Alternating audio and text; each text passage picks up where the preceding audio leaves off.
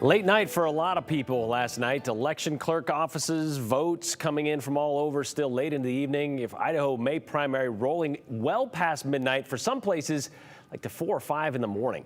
So we now have the projected winners in all the races across the state, minus a few that may still see some recounts because of some close margins. But we're going to preview the November ballot coming up for you in just a moment, where we compare the GOP and the Dem primary winners. First, however, we're going to bring in chief political reporter Joe Parris to talk a little bit about this reaction to the election results and kind of what the votes last night mean going forward from today.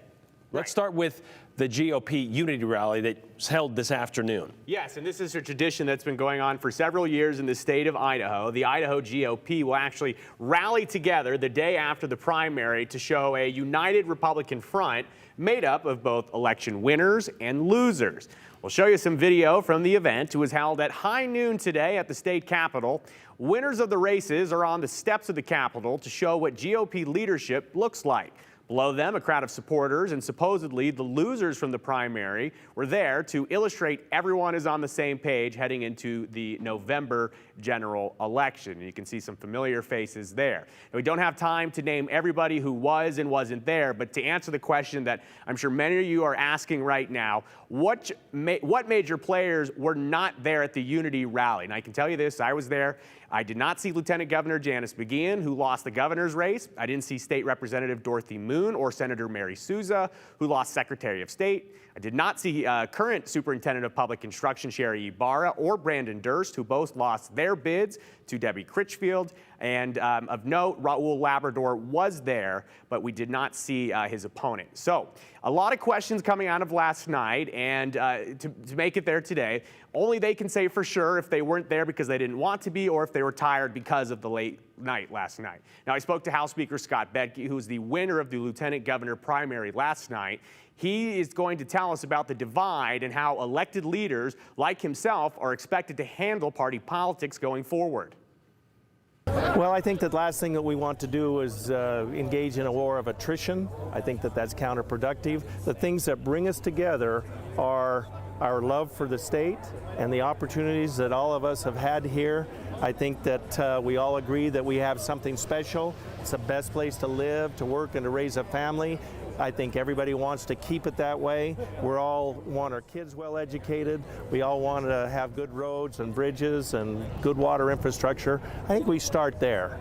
And if we get all that done, then we'll have the luxury to quarrel about what's left. But those are the things that make Idaho great. So did the Idaho Dems hold a unity rally today? No, they did not, and they usually don't. Party chairwoman Lauren Necochea tells me that the Dems didn't feel that they needed to rally to have unification because they already feel they're unified as a party. Now, Dems mostly had uncontested races last night, so not a lot to follow on their side. However, Idaho Democrats are keeping a close eye on GOP winners heading into the November election. With the non-traditional Republicans mostly losing their statewide bids, Necochea says that she feels that voters took on extremism. Still, she says she and other Dems have concerns heading into November. Yeah, I mean, the Republicans had a candidate who cozies up to white nationalists. They had a candidate who doxed a rape victim and lied about it. These people don't meet the basic ethical standards for holding public office. I'm glad to see that those people were rejected. At the same time, we see a difference that's more style than substance. We have, Governor Little wringing his hands, but then still enacting laws that provide cash rewards for family members of rapists. Another major storyline after the primary, huge turnover in the state legislature. A lot of GOP incumbents lost last night, meaning that the legislature will look and likely operate differently than we've seen this past year or in recent years in general. We saw 7 members of the powerful budgeting committee as well as a handful of committee chairs losing last night.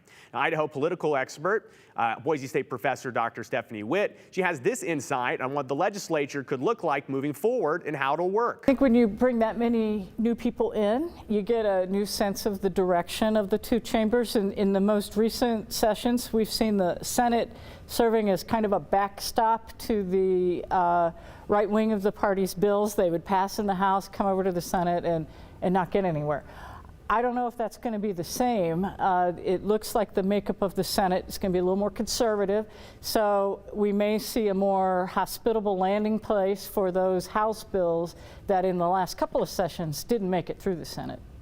So we'll see where those ideas go, Brian. And of course, we have everything and more on the May primary available right now at KTVB.com. Another great resource if you're looking to look at some political coverage, our YouTube channel. I think that Senate side is an interesting place to start looking, and we'll start looking at that, of course, coming up in January. All right, thank you very much, Joe. So with the primary.